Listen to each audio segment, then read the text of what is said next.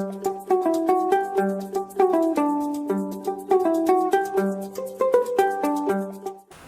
dia, meu nome é Gabriela, eu sou repórter do Campus Online. Estou aqui junto com meu colega Marcos, que também é repórter, e com um jornalista experiente no ramo da política, no jornalismo, que é professor aqui da UNB e também diretor de redação do campus, o professor Zanei Barcelos. Tudo bem, professor? Tudo bem, Gabriela. Tudo bem, Marcos? Olá, tudo ótimo. Então, como a nossa amiga Gabriela já deu um parecer do que é esse vídeo, eu vou explicar. A nossa ideia é poder repercutir aqui com o professor, tanto o lado dele como colega de redação aqui do Campus Online, como também professor e aluno, numa conversa, o que as divulgações de mensagens entre o ex-juiz e agora ministro da Justiça, Sérgio Moro, e o procurador-chefe da Lava Jato, Deltan Dallagnol, influenciam tanto no jornalismo e também no campo da política, já que o professor tem experiência nessas duas áreas. Então, para poder começar, eu vou passar a bola para a amiga Gabriela, que vai fazer a primeira pergunta para o professor.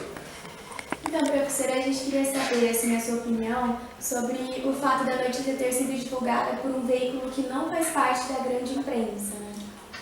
Bom, Gabriela, acho que o fato de não ser um veículo da grande imprensa, ser um veículo ligado até a uma rede internacional, né, e o seu editor-chefe não ser um brasileiro, na situação atual, dentro do contexto brasileiro, até dá mais credibilidade a esse veículo.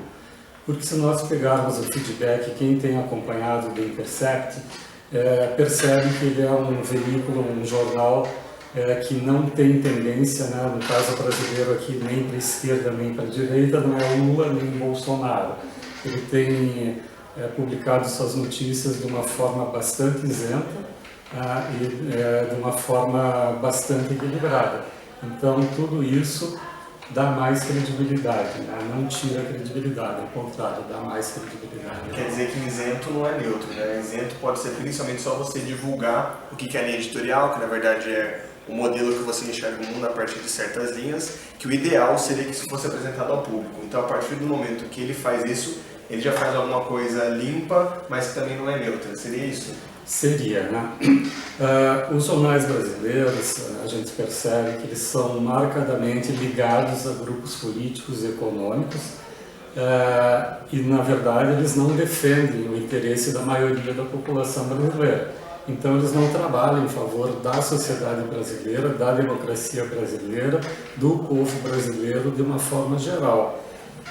Eles trabalham de uma forma parcial, né, mas não deixam isso claro para o grande público. Internacionalmente falando, em outros países, nós temos jornais marcadamente de direita, de esquerda, jornais trabalhistas, jornais sindicalistas. E não é demérito, né? Não é demérito. Eles deixam isso bastante claro para o público e quem lê as notícias sabe que tem esse viés e gosta de ler a posição, a visão daqueles veículos. No Brasil, isso é feito de uma forma escamoteada, escondida, eu diria até desonesta, porque tem toda uma defesa de interesses sem que isso fique claro para o público e os jornais se colocam como jornais imparciais, né, supostamente defendendo os interesses do país e da população brasileira, o que não é verdade. Apesar desse viés que a gente enxerga nos jornais brasileiros, tem toda aquela questão do jornalista que trabalha dentro desses veículos, né? Tem dilemas pessoais, enfim, que precisam ser tratados, porque, afinal de contas, os jornalistas são funcionários desses veículos, né? Exatamente. Então, nós colocamos aqui, né, de uma forma bastante enfática, essa parcialidade da imprensa brasileira, essa falta de isenção da imprensa brasileira, mas queremos ressalvar o trabalho dos jornalistas brasileiros, que são ótimos, são comparáveis aos melhores jornalistas do mundo. São bem informados, bem preparados e atuam de uma forma ética e correta. Porém, nem sempre eles conseguem fazer o melhor trabalho dentro dos veículos. Algumas vezes, né, os veículos fazem isso abertamente, determinam que os assuntos devem ser focados de determinada forma e o jornalista, como funcionário dos veículos, né, precisa acatar. E outras vezes o próprio jornalista, conhecedor das linhas editoriais e das tendências dos seus veículos, ele faz uma autocensura. ele, embora saiba ou tenha determinadas informações, ele não consegue publicar essas informações.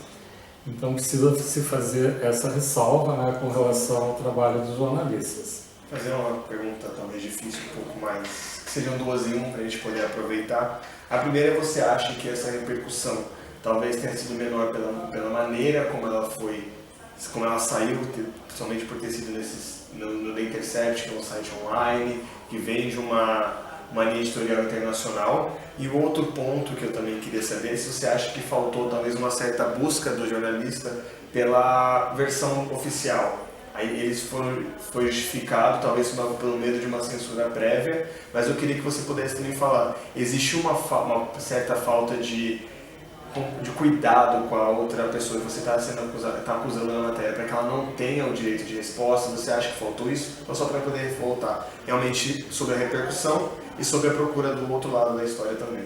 Certo. A repercussão da grande imprensa, principalmente no começo, eu achei que a grande imprensa tentou minimizar o fato, né? Tentou minimizar o que eu considero a grande reportagem do século XXI, um momento de inflexão na imprensa brasileira, um momento de mudança, um momento da gente repensar o que está sendo feito na imprensa brasileira, de parar com esse jornalismo declaratório, ainda mais um jornalismo declaratório em cima, né, de autoridades, e no Brasil a gente está vendo que a grande maioria das autoridades está comprometida com corrupção e faz esse jogo político. Então a declaração deles, né, não que não seja válida, mas precisa ser bastante investigada antes de ser publicada, e não ser publicada como se aquilo fosse a grande verdade.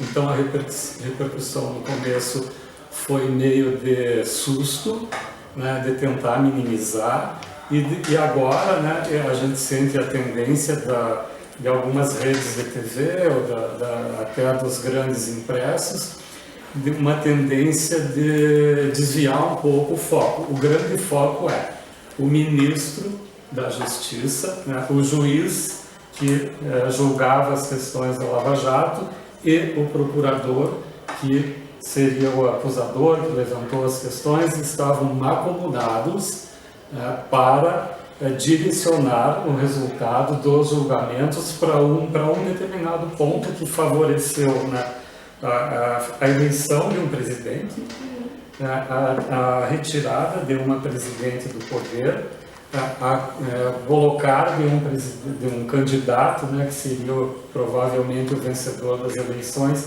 na cadeia. Então mudou realmente, né, o rumo da política, mudou o rumo histórico do país. É uma coisa gravíssima isso. Não me lembro mais as questões, mas... A outra foi de você procurar a fonte, ou no caso o denunciado que você está falando, para que ele pudesse justificar o lado da defesa do... Sim. Mesmo com o medo da censura. Você acha que faltou esse... Acho que o denunciado, né, todo mundo tem o direito de responder às acusações que lhe são feitas, com certeza. Porém, o que eu notei também nesse primeiro momento que estamos vivendo, né, pós as primeiras reportagens, é que há um excesso de espaço para defesas, né, e um minimizar da questão em si. Acho muito mais grave a questão dessa corrupção dentro do judiciário, né? Esse jogo todo para derrubar presidentes e tal, para mudar, para direcionar, para mudar o destino político do país. Isso é muito mais importante do que dar espaços enormes para justificativas que caem justamente naquilo que eu falei, que são meramente declaratórias. Quando o Moro vem a público e diz que não é verdade, ele não prova que não é verdade. Professor, além disso, o Moro vem batendo na tecla do crime virtual, suposto crime virtual cometido pelo The Intercept. Eu acredito que foi uma escolha do The Intercept ter publicado essa matéria, apesar do risco da acusação de crime virtual. Por que eles fizeram essa opção, será? São grandes jornalistas, né? Jornalistas muito experientes, nacional e internacionalmente, que sabiam e sabem que estão mexendo com o poder no país, né? O poder judiciário, com juízes, com o ministro da Justiça, com o presidente da República, e fazendo coisas que eles não gostariam que fossem reveladas. Então eu tenho certeza absoluta, né, que houve um pensar muito grande, uma avaliação muito grande, e que o veículo e esses jornalistas têm em mãos as provas suficientes no caso de alguma ação, né, que eles precisam se defender. Mas a gente precisa também lembrar que a imprensa internacionalmente, ela, nas democracias, ela tem o pressuposto de falar a verdade. Faz parte da imprensa falar a verdade. A verdade está com a imprensa. Então, não necessariamente ela precisa publicar as suas fontes. Ela pode publicar as informações, se achar por bem, como nesse caso, preservar as suas fontes, é um direito internacional que a imprensa tem. Antes de publicar no próprio site, o Glenn Greenwald chegou a procurar a Rede Globo para que pudesse ser feita essa publicação. O debate ficou em praça pública, chegou até a ficar um pouco feio, uma nota daqui, uma nota de um lado, e está um queimando o outro. Talvez seja até esse o motivo para que a Rede Globo tenha minimizado, uma espécie de até ciúmes, talvez, desse furo. Então, a minha pergunta, vou reformular a partir disso, você acha que, por que você acredita que o Glenn tenha procurado primeiro a Globo, e a Globo, por não ter aceitado, até por não saber qual era o conteúdo que eles mesmos disseram, o Glenn só chegou, tem uma denúncia, você quer fazer? Você acha que talvez esse tenha sido o grande estopim para que fosse tanto a Globo desse uma minimizada, quanto também o Intercept atacando a Globo de ser covarde? Olha, eu sinceramente, né, não sei a resposta. Eu posso pensar aqui logicamente. Acho que se você está envolvido, né, nesse tipo de ações, digamos assim, né, não tão corretas, como você compactuar com alguma coisa que não é tão honesta assim. Digamos que a Globo soubesse desse conluio entre o Dallagnol e o Moro, né? Digamos que a Globo também participasse disso, né? Então, acho que a Globo, coerentemente, não aceitaria um pacto com o Greenwald para a publicação dessas coisas que ela também, digamos, poderia ter participado. Professor, para finalizar, eu queria saber qual que é a grande importância desse furo do The Intercept para o jornalismo brasileiro. Assim, já aconteceu isso na história, algo parecido, que a gente possa ter uma comparação assim, de um marco? Principalmente comparando no Brasil, né? Porque o próprio Glenn já estava envolvido no caso do Snowden, então para ele já é quase de praxe, já é comum, eu vou ali na esquina comprar um pão, eu vou denunciar um negócio assim. Então, no caso do Brasil, existe, complementando a resposta da pergunta, no Brasil, existe isso? Alguma história? Que eu me lembro, assim, historicamente, não. Vamos pegar, né, até porque não dá para comparar muito, toda a história da imprensa brasileira, né? A gente está vivendo um momento de redes sociais, internet, então é um momento bastante especial. Eu coloco assim com um certo grau de certeza, digamos, no século XXI, que a gente já está nessa era digital da imprensa, a gente tem esse tipo de espionagem, vamos dizer assim, essas possibilidades todas, eu diria que não há nada comparável, que foi o grande furo do século XXI, que é um momento de inflexão, é um momento de mudança. A partir de agora nós estamos repensando todo o jornalismo que a gente fazia e que a gente tem que fazer, e mesmo na universidade, né, no ensino de jornalismo, a gente precisa dar uma repensada, uma reforçada, embora nós aqui, por exemplo, sejamos um ambiente muito crítico com relação ao jornalismo, mesmo assim a gente precisa dar uma realinhada, uma repensada no tipo de jornalismo que a gente está ensinando e enfatizando nas universidades. Se nós vamos fazer, né, ou deixar existir ou compactuar com esse jornalismo chapa branca, né, ou nós vamos fazer ou resgatar, né, as origens do jornalismo e fazer um jornalismo mais verdadeiro.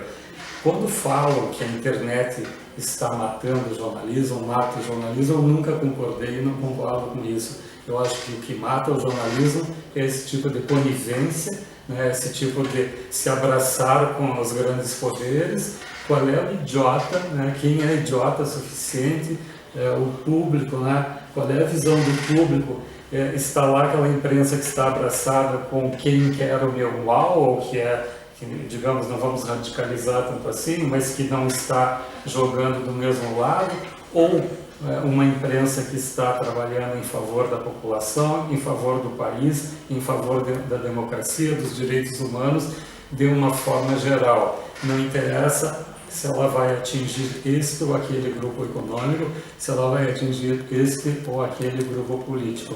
Acho que essa é a grande lição, né, que essa cobertura do The Intercept está dando para nós. É um momento de inflexão, é um momento de mudança, é um momento de repensar. Legal. Falando em inflexão, vou mudar a ordem, quem vai encerrar o vídeo agora sou eu. Então eu queria agradecer a disponibilidade do professor Zalei conversar com a gente sobre esse assunto que ainda tem muito a ser revelado, ainda está no meio do olho do furacão, a gente não sabe para que lado vai tomar, se realmente vai acontecer essa inflexão ou se vai manter tudo igual. Então a gente também tentou fazer uma análise aqui do que poderia ser principal nesse momento agora. Não temos ainda como fechar um discurso, né, professora? Salvar o jornalismo brasileiro. Né? Exatamente. Então a gente agradece que vocês estão assistindo a gente. Eu me despeço do professor. Aproveitem para seguir a gente nas nossas redes sociais. A gente tem Instagram, Facebook, site, aplicativo. A gente vai deixar tudo aqui embaixo na descrição para vocês. Obrigada!